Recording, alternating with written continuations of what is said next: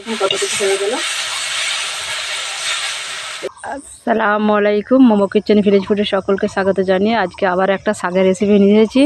পাট শাক। এই দেখুন, এখানে আমাদের বেড়াপাড়ার চাষ করেছে, তো খুব ঘন হয়ে গেছে পাট গাছগুলো, তো এখান থেকে তুলে নিতে বলেছে। এখান থেকে পাট শাক তুলে নিয়ে যাব।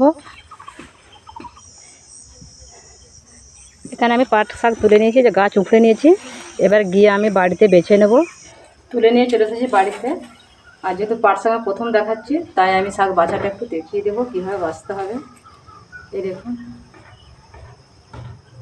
এইভাবে দিয়ে, আর ডগটা একটু ছোট পাতা, আমি ছোটো পাতা এটা আমি গোটাই রেখে দেবো।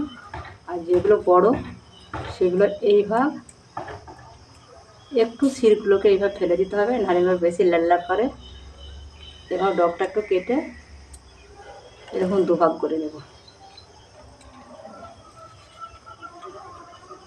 নরম আর কিছু বাদ দেওয়া সেরকম নেই, শুধু ডগগুলো বাদ দিয়ে এইভাবে কেটে কেটে বার করে নেব।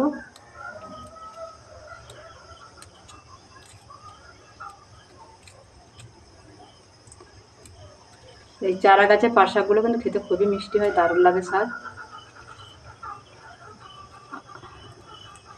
আর সত্যি বলতে আমার শাক খুব পছন্দ, আমার প্রতিদিন একটা শাক হলে আমার খুব ভালো লাগে।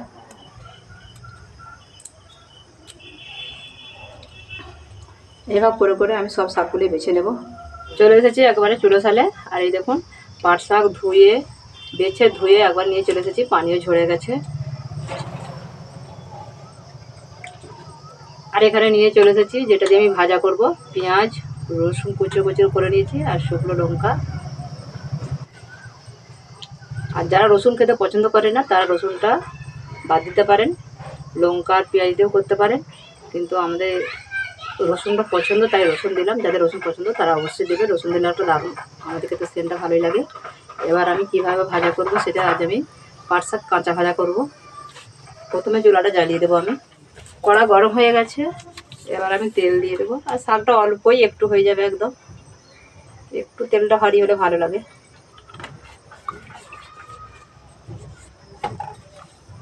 এবারে দিয়ে দেবো লঙ্কা, পেঁয়াজ,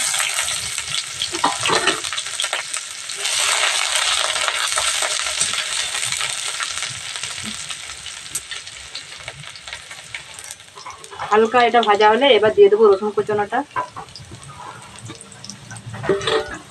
দিয়ে বাদামি করে লাল করে নেব। এটা বাদামি হয়ে গেছে, এবার আমি দিয়ে দেবো শাকটা।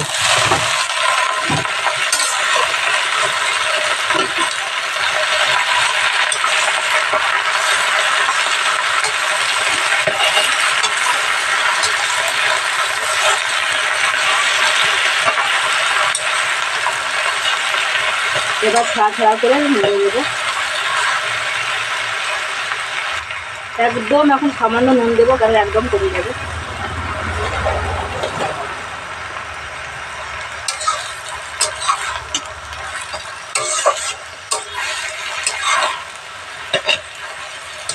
এক্ষুনি লাড়তে লাড়তে দেখুন কমে গেল।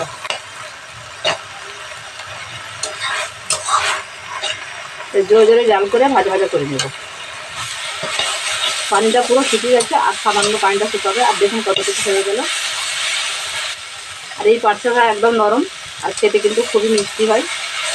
আর খেতে হবে বন্ধুরা কিন্তু গরম গরম, এটা গরম গরম খেতেই ভালো লাগে। গরম গরম শাক আর গরম গরম থাকে। আমার পাট শাক ভাজা একদম শুকনো শুকনো ভাজা হয়ে গেছে। এই দেখুন, এবার আমি একটা তুলে নেবো দিদিতে।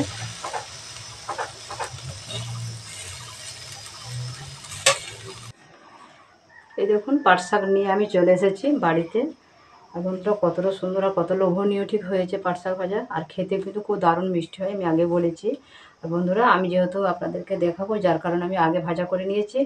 কিন্তু আপনারা যখন ভাজা করবেন সমস্ত রেডি করে রেখে দেবেন, যেমন পেঁয়াজ লঙ্কা রসুন কেটে, আর শাক ফাক বেছে রেডি করে আবার ধুয়ে রেখে দেবেন। আর সময় গরম গরম আপনারা সঙ্গে সঙ্গে ভাজা করে খাবেন, গরম ভাতের সঙ্গে, দেখবেন দারুণ লাগবে, দারুণ লাগবে খেতে।